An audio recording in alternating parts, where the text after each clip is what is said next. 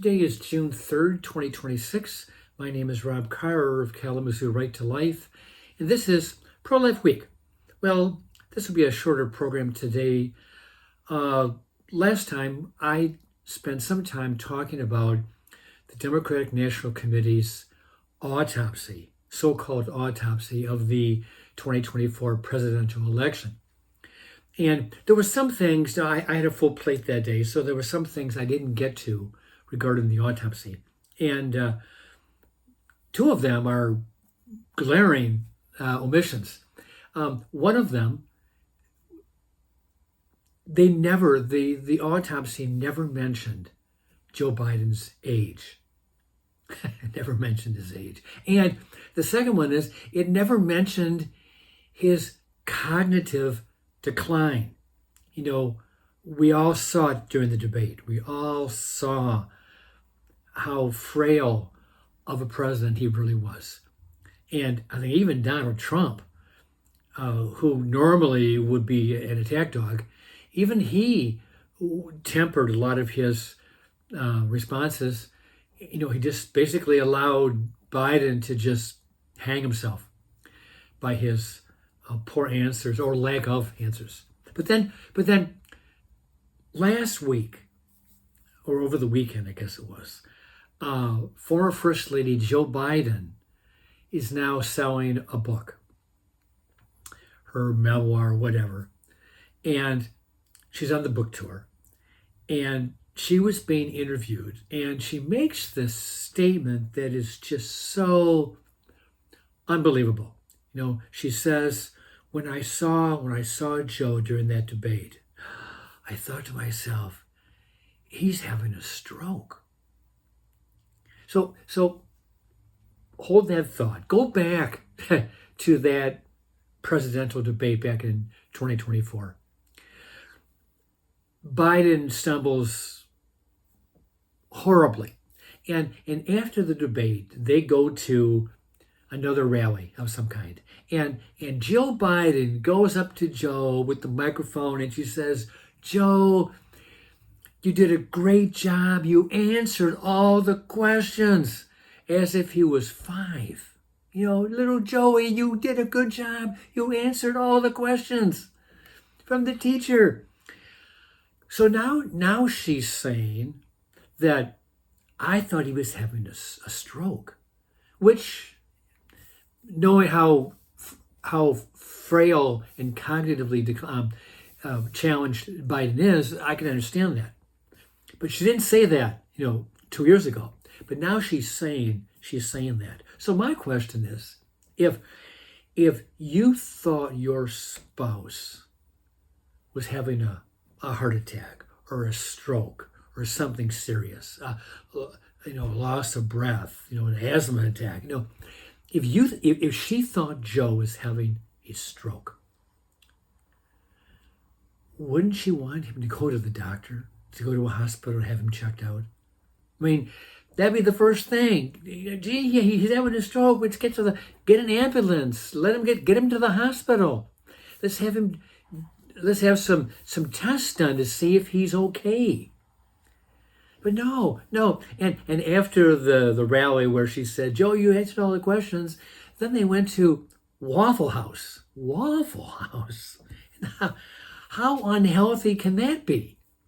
I mean, nothing against my Waffle House friends, but really, Waffle House for a guy who may be having a stroke?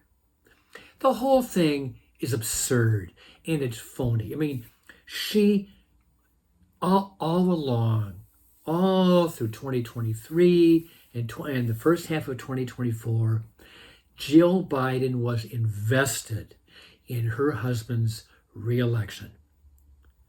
And there's no getting around it. She liked her life in the White House. She liked the life she was leading. And she didn't want to give it up. I mean, I can understand that. She didn't want to give up the trappings of power. I can understand that. But if he was having a stroke, and if he's having a stroke, wouldn't this be a time for the Biden family and for his campaign and for his staffers to have an honest discussion about whether or not he should continue with this campaign? I mean, really, where was the discussion? Where were the thoughtful evaluations or considerations? Joe, are you up to this? We need to check you out. We've been seeing lapses of memory. We've been seeing, you're going off the stage the wrong direction. You're forgetting people's names. You're misreading, or you're not reading your cue cards. Whatever it is, one thing after another, the public saw. At least I think I saw cognitive decline way back in 2019 when he was stumbling about the Declaration of Independence. He said something like, life, liberty, and well, the rest. He couldn't pull the whole thing, or he couldn't pull it all out. And I'm not the only person that saw him in decline. So like I said last time, he should have gotten out. He should have been a one-term president and given the nomination to somebody else, and definitely not to Kamala Harris. Definitely not to her. But he didn't do it. His vanity and his pride and his ego got in the way of reality, and he was defeated by Donald Trump. And, another reason he lost, this is speaking as a pro-lifer, he lost because the Democratic Party has taken radical, extreme positions on abortion and on gay rights, on transgender, the whole issue of sexuality. They have just gone off the cliff. And, rather than see the unborn as a member of the human family, which obviously the unborn child is human and is a member of the human family, they chose to look at the unborn as an intruder, as not the victim, but almost like the assailant. The baby in the womb is the villain. The woman's autonomy rules, and the baby is in the way. The baby needs to be removed because the baby is preventing her from having her bodily autonomy. Forget the fact the baby's human. Forget that. The baby is in the way.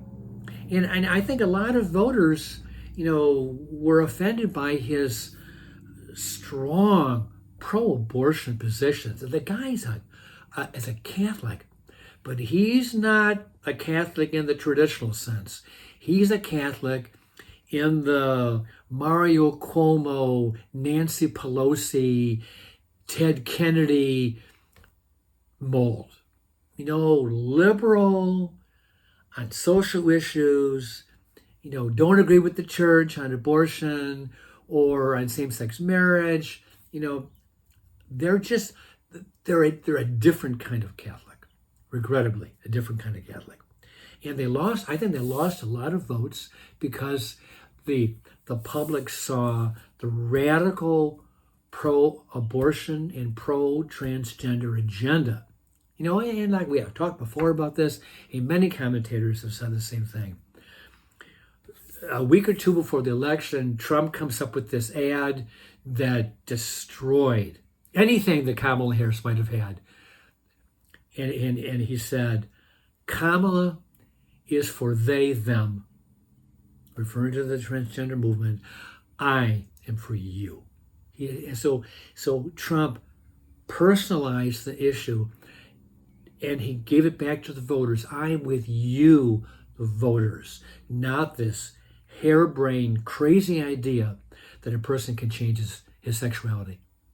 So Jill Biden is getting a lot of flack for her disingenuous statement. I think it was on the Today Show or on 60 Minutes. I forget what program she was on.